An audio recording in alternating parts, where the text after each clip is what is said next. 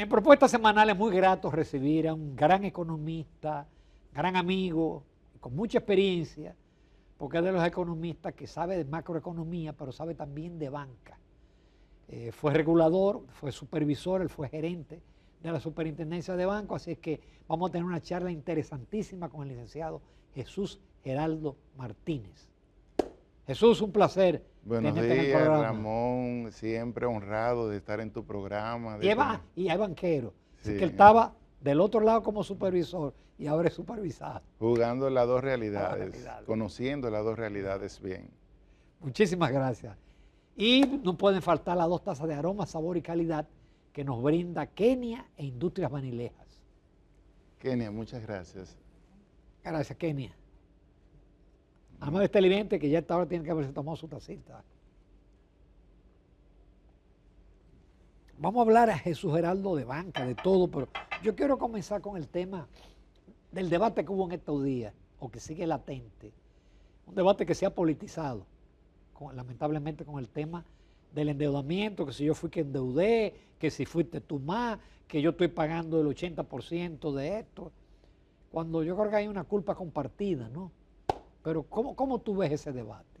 Mire, yo como economista siempre he sido muy coherente. He dicho que las deudas de los gobiernos, realmente cada gobierno va a ir endeudándose, uno en mayor proporción, del 2004 al 2008 alrededor de 12.000 millones, del 2012, del 2004 al 2012 alrededor de 12.000 millones, del 2012 al 2020 alrededor de 19.000 millones y del 2020 a la fecha alrededor de 20.000 millones a nivel de la deuda pública consolidada, aunque la del sector no financiero son 16.000 millones del 2020 al 2025. Y en esa coherencia yo siempre he dicho que las deudas tienen que tener un retorno social, un retorno positivo. Entonces cuando uno ve para qué se endeudó cada quien, entonces uno ve las obras que hay en el periodo 2004 al 2012, que están ahí, uno ve las obras que están del 2012 al 2020, pero también el pueblo exige las obras donde están del 2020 al 2025. Entonces, cuando uno ve la composición de esa deuda, dónde se ha gastado, si uno ve del 2020 al 2025, es para gasto corriente. De hecho, el presupuesto para el 2026, el 86 casi el 87% es para gasto corriente. 87-13. Y un 13% para gasto de capital. Pero de ese gasto de capital, que son de 215.000 millones, solamente es un 33% para obra nueva. Es decir, que de cada 100 pesos que va a gastar el año que viene el gobierno, 4 pesos van a ser para obra nueva y por eso no se siente. Entonces, cuando yo vi esas declaraciones, y es bueno que los amigos televidentes escuchen, diferentes políticos han aclarado la cifra y economistas también, solamente alrededor del 39% ha sido para repagar la deuda. Bien, y para el año que viene, por ejemplo, va a ser un 30% de esa deuda que se va a tomar del déficit de los 401.000 millones, porque hay 280.000 millones que son del déficit financiero, entre ingresos menos gastos del gobierno central. ¿Qué es lo que te genera el aumento de la deuda? ¿Qué es lo que te genera el aumento? Ahora bien, decir que se ha bajado la deuda, eso realmente no corresponde. Yo creo que cada gobierno tiene cómo justificar su aumento de deuda. Es decir, el gobierno del presidente Luis Abinader puede justificar la deuda. Mira, en el 2020 tuvimos que enfrentar la pandemia, los ingresos se nos cayeron, no pudimos implementar una reforma fiscal, no hemos mejorado los ingresos fiscales en el sentido y por tanto hemos tenido que recurrir al endeudamiento ante el aumento de los ingresos, bien, de fiscales del gobierno. Pero decir que se ha bajado con relación, tomando la referencia del Producto Interno Bruto, porque cuando conviene tomamos, deflactamos el número, el valor absoluto entre el Producto Interno Bruto. Entonces, ¿cómo crece ese Producto Interno Bruto? Es el del Producto Interno Bruto del anterior multiplicado por la inflación y el crecimiento económico. Entonces, ¿qué se da? Se da la paradoja que en estos 5 años ha sido la mayor inflación acumulada que ha tenido la República Dominicana en los últimos 25 años, pero también se da que ha tenido el menor crecimiento. Entonces, tú tienes un Producto Interno Bruto creciendo por inflación. Entonces, cuando tú tienes un número y tú lo deflactas, el denominador, un número ampliado, inflado por la inflación, entonces Así se bajó la deuda. Entonces, ¿cómo se le dice al pueblo dominicano que se ha bajado la deuda con relación al Producto Interno Bruto cuando ese número está inflado por la inflación, el denominador? Entonces, es mejor justificar el aumento de la deuda. Es decir, yo creo que los gobiernos deberían mejor sincerizarse. Mira, hemos incrementado la deuda del sector público no financiero en 16.000 millones o en 20.000 millones, incluyendo la deuda del Banco Central, y esas son las razones que llevan. Entonces es mejor sincerizar, porque ¿qué es lo que sucede? Ahora el presidente de la República quedó mal porque los economistas le han sacado con sus propios números que están ahí. Y es a veces mejor, y yo creo que ahí el gobierno y el presidente de la República debe ser mejor asesorado. Presidente, justifique su deuda, justifique su situación que usted tuvo en el 2020, justifique que usted no ha podido implementar una reforma fiscal, que los ingresos son insuficientes, justifique que el 23% de los ingresos que usted percibe hay que dedicarlo a pago de intereses de la deuda y que eso ha ido erosionando. Justifique que hay exenciones que no se han podido desmontar, subsidios que no se han podido desmontar, y entre estas dos partidas se va una alta proporción del presupuesto. El subsidio que ha aumentado el sector eléctrico también, en el propio gobierno. También, entonces justifíquelo por ahí y diga que el gobierno tiene un plan de ir desmontando, y si no lo tiene, por lo menos diga que está trabajando con relación a ese tema.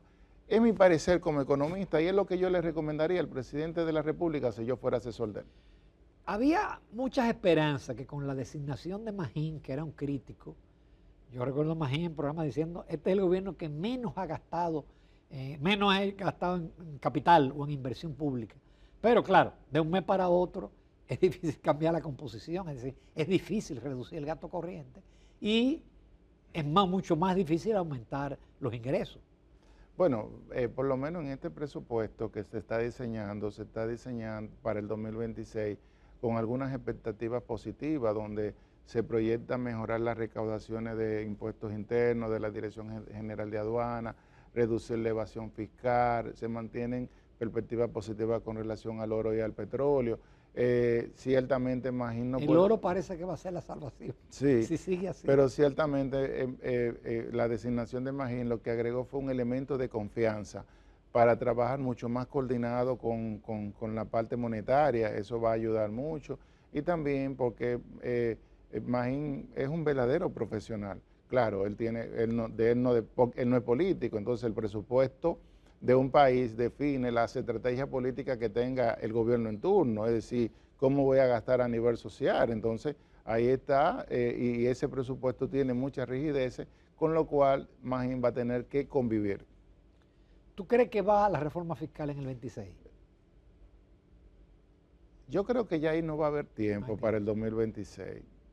Yo escuché a un diputado hablando de que echándole la culpa a los gobiernos anteriores por no implementar la reforma fiscal. Pero es por eso que los políticos tienen que cuidar su vocabulario, no decir que aquí hay que bajar impuestos, que el dinero sobra. Entonces, porque cuando se ven de frente con la realidad, entonces, ¿cómo tú le dices a la sociedad, a la población por el cual votó por ti, porque le prometiste que iba a hacer una mejor administración de uso de los recursos públicos, y que ha sido ineficiente, señalado por el propio Fondo Monetario Internacional?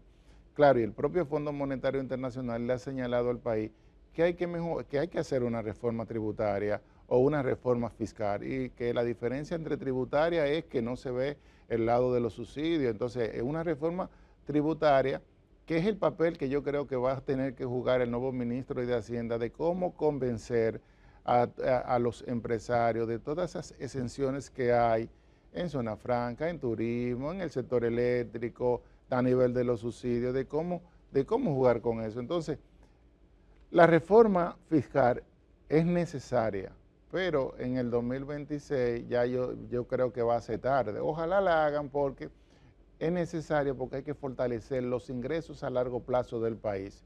Un país no puede estar gastando, es decir, todo lo que le ingresa, consumiéndolo el 87% para gasto corriente, es decir, comiéndoselo literalmente. Entonces, y un 13% para obras de infraestructura física, pero solamente de ese 13%, apenas 4% para obra nueva y el otro 9% para obras que están en curso. Entonces, así un país no avanza, no se desarrolla, no desarrolla su competitividad. Y por eso, como economista, yo estoy claro y estoy convencido de que es necesario. Ahora es el timing y cómo hacerla y a quién cargarle. Y creo que primero, como yo señalo en un artículo, el gobierno tiene que revisar primero sus gastos, la eficiencia de sus gastos, para decidir entonces qué le voy a cargar a la población dominicana, qué le voy a cargar al empresariado dominicano, qué ha cargado en los últimos años con los ingresos. Vámonos a la política monetaria, que no la ha tenido fácil el gobernador porque el banco quiere impulsar la economía, quiere mantener fijo el tipo de cambio y quiere disminuir la tasa de interés. Y es una especie como de trinidad imposible. Bueno, eso se llama la trinidad imposible, la trilogía imposible, y el Banco Central la ha tenido difícil. Ante un escenario de una política fiscal expansiva, un tipo de cambio no que se le ha ido de la mano, se le ha depreciado a una mayor velocidad, ha tenido que jugar con sus instrumentos monetarios, con sus instrumentos prudenciales, con sus instrumentos de supervisión. Entonces, en este contexto y en esta semana empezó las reuniones del Banco Mundial y el Fondo Monetario Internacional. ¿Y qué decía la directora del Fondo Monetario Internacional? Decía que ya ahora las economías la normalidad es vivir con incertidumbre. Incertidumbre es que usted no sabe lo que usted va a crecer y que cómo se le va a ir el tipo de cambio. Entonces, todos los tipos de cambio en la región han tenido alta volatilidad. En el caso de la República Dominicana no es la excepción. Ahí hay un tema también de confianza de las autoridades monetarias y financieras, pero también de las autoridades gubernamentales. Entonces, el Banco Central ahí, su juego es tratar de mantener la estabilidad relativa del tipo de cambio. Entonces, la tasa de interés de política monetaria se redujo la semana pasada a 5.5, en correlación con que va correlacionada con la tasa de política monetaria de la Reserva Federal. Pero ese impacto a nivel del sistema financiero no se ha sentido, es decir, de una caída de las tasas. Entonces, no, pero perdón, el propio banco colocó notas por 20.000 millones y la tasa fue 9 puntos y pico. Entonces eso te dice que si tú estás como política monetaria 5.5 y tienes una tasa de 9, casi un 10%, eso te dice que la tasa de política monetaria ahora mismo en la República Dominicana es neutral. No está haciendo ningún efecto ni positivo ni negativo en este momento, sino es una tasa de política monetaria de referencia única y exclusivamente. Así que el Banco Central lo que tiene que concentrarse es que la inflación se mantenga controlada. Ese es su trabajo. El crecimiento del Banco Central, que apenas está en 2.3%, no depende 100% de usted. Es decir, ni la ley se lo establece. Ni la ley se lo establece. Las circunstancias mundiales, de incertidumbre mundial, han hecho que la inversión haya caído, que el consumo haya caído, y eso se refleja hasta en la cartera de crédito, que apenas está creciendo un 10%, y usted ve que ha sido difícil hasta colocar los propios recursos del Banco Central para muchas entidades colocarlo. Y la morosidad aumenta en todo el sistema. Claro. Todavía es baja. Todavía es baja, pero la morosidad estresada, que es la verdadera, sí, está en un 8%, y aunque no es preocupante, hay que darle seguimiento. Y los bancos debieron prever esto porque desde el año pasado la economía dominicana empezó a desacelerarse. En agosto apenas creció 1.5, es decir, y en agosto del año 2024, 6%, es decir, una caída casi de un 400%, si uno quiere comparar en porcentaje, pero de un crecimiento de casi un 6 a 1.5%, eso dice que la economía viene frenada por el lado del consumo de las personas que están demandando menos, por el lado de la inversión, aunque a nivel del gasto del gobierno no se ve, porque el gobierno tiene un presupuesto complementario para el resto del año 2025 que esperamos que lo ejecute y que se pueda acelerar el dinamismo de la economía en el último trimestre del año 2025. Pero no parece que lleguemos a tener ni mucho ni cercano. Es posible que sí, de enero a agosto el crecimiento acumulado es 2.3 y hay que recordar que de octubre a diciembre se da el mayor crecimiento de la economía, que es alrededor de 1 punto. Es posible que la economía termine cercano al 3% o 3.1%. Son las estimaciones que proyectamos y son las estimaciones que yo creo que son más cercanas a la realidad. Lo que no es esperar de que llegue a 3.5%, nada que ver, que iniciamos con una proyección de un 5 y se fue ajustando, y ya la tenemos a un Parece que cada vez 3%. será más difícil sin reforma llegar, mantener el 5. Es más, yo creo que ya te habla de un potencial de un 5. Es que no es solamente la reforma, Ramón, es que como dice la directora del Fondo Monetario, es que estamos viviendo en un mundo de incertidumbre. Es decir, y de hecho ella decía que las políticas arancelarias de Donald Trump no tuvieron el impacto, no han tenido el impacto que se esperaba en la economía, que las economías han seguido creciendo con crecimientos dispares, pero hay una nueva realidad, es decir, la inversión no está fluyendo porque todo el mundo está esperando ver en qué termina todo este juego, políticas arancelarias y también la situación mundial a nivel de la situación Rusia, Ucrania, eso genera cierto ruido y a nivel de la situación del petróleo, que el petróleo se ha mantenido, gracias a Dios, estable. Entonces, todas estas incertidumbres que se ha generado en la economía mundial, la República Dominicana no escapa. Y por eso uno ve un menor crecimiento, porque para que una economía crezca, tú tienes que tener tasa de interés barata, tú tienes que tener un alto consumo, tú tienes que tener buena inversión extranjera y también local, tú tienes que tener un gasto responsable del gobierno en infraestructura, y tú no lo ves, y también en los gastos corrientes. Y tú tienes que tener un dinamismo de las exportaciones, y cuando uno ve el sector exportador tampoco está creciendo a la velocidad que se quiere. Entonces, todas esas circunstancias crean un panorama de incertidumbre y un crecimiento de un 3% ante una economía mundial que va a crecer cercano a un 2%, es positivo para la República Dominicana.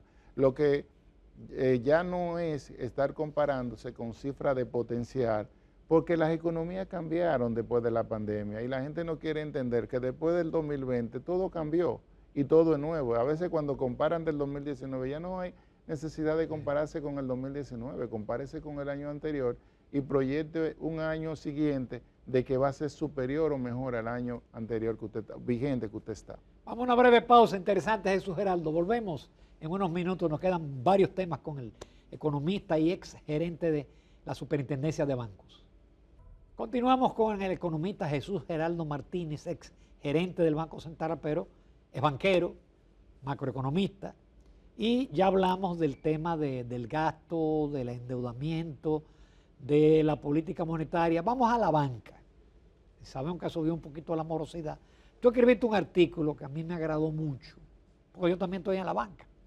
Entonces tú ponderas el tema de la supervisión, pero que se han generado una cantidad de resoluciones, ¿cómo que se llama? Circulares. Circulares y cosas que ponen a la banca en aprieto, porque muchas veces esos cambios obligan a innovaciones tecnológicas y te alteran un tanto a veces el plan estratégico que tiene el banco. Tú puedes hacer una especie como de resumen. Sí, mira, lo primero quiero especificar que el sector financiero, el sector bancario es el que está creciendo más en la economía ahora mismo, con 7.8%, cuando la economía está creciendo 2.3% y 2.5 veces más está creciendo el sector bancario. Es decir, para que la población sepa de que con una solvencia de un 18%, los activos están creciendo en un 11%, la cartera en un 10%.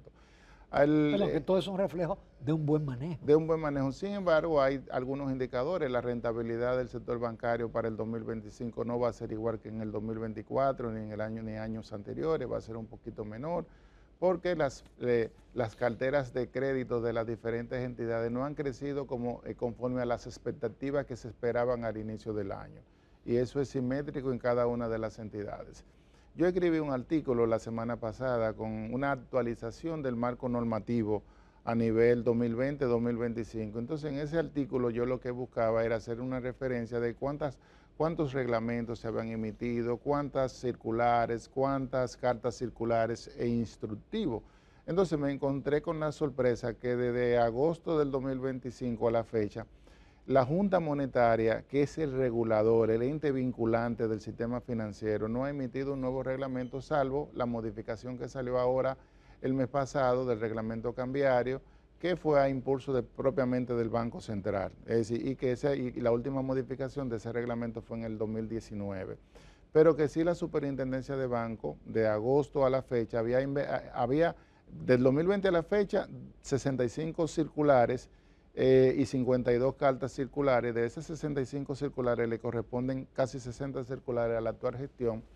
Y yo me hacía el cuestionamiento de que se están normando temas sustantivos que tienen que ver con reglamento y que pudieran ser también temas de reglamento nuevo a través del circular. Entonces, para mí, como es gerente de la Superintendencia de Banco, es algo un poco preocupante porque hay que trabajar con el regulador. Si bien es cierto, esas circulares son necesarias a nivel técnicamente, tienen buenas intenciones, pero no tienen la misma fuerza jerárquica legal que un reglamento y que un instructivo también, pero en este caso con los reglamentos.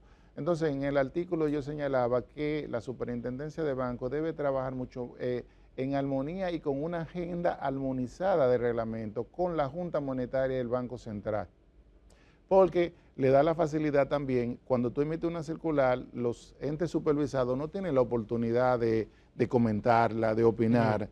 En cambio, cuando hay un reglamento, hay una consulta pública que le da la oportunidad a los supervisados y también a los no supervisados de opinar y de mejorar esas partes sustantivas de la normativa, que esa es la diferencia. Entonces yo decía en ese artículo que muchos de esos temas hay que llevarlo a nivel de reglamento, sobre todo para garantizar su estabilidad y su aplicación a largo plazo, porque una circular puede ser derogada por otra circular. Entonces esas circulares que emite la Superintendencia de Banco en la mayoría de los casos conllevan cambios tecnológicos que no se implementan en 3 meses ni en 6 meses. Entonces trabajarlo con el supervisado de una manera mucho más realista, de que le permita planificar el tiempo correcto de su implementación, es mucho mejor. Pero para mí lo más importante es que el marco regulatorio se lleve conforme al marco constitucional, es decir, hay una jerarquía, está la ley monetaria y financiera, está luego los reglamentos que emite la Junta Monetaria, que es el verdadero regulador del sistema financiero, aunque la Superintendencia de Banco tiene la facultad de regular temas que sean de procedimiento, que sean aclaratorios a nivel en sus competencias prudenciales y que tiene. Entonces, exacto, porque el instructivo lo que hace es aclarar cómo se aplica un reglamento. Cómo se aplica el reglamento. Pero no puede modificar el reglamento. Pero no podemos, ni pasarle por encima. Ni pasarle por encima al reglamento. Entonces, esa es la invitación que yo hago en ese artículo a la propia Superintendencia de Banco, es decir, que trabajen mucho más coordinada y con la Junta Monetaria y el Banco Central en materia de reglamento.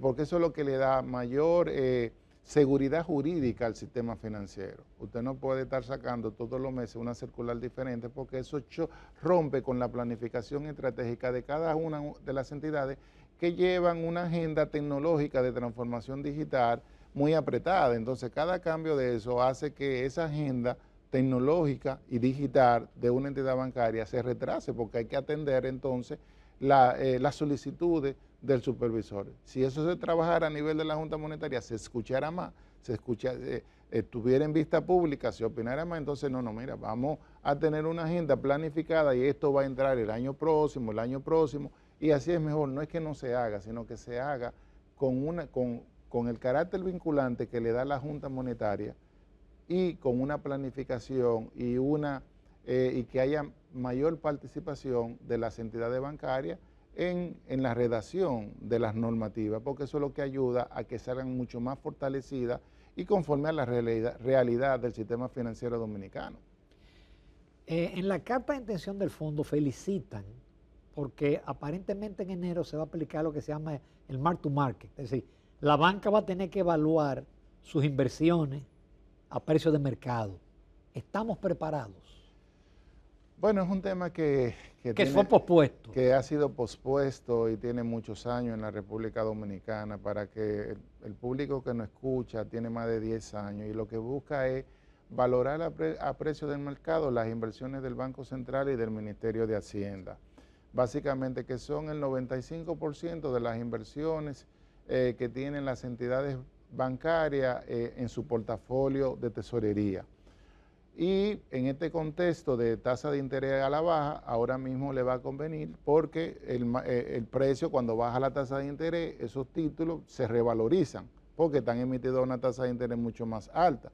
Pero cuando cambia el contexto, en un contexto que la tasa de interés de política monetaria o mundial empiezan a subir, esos títulos emitidos van a empezar a perder valor.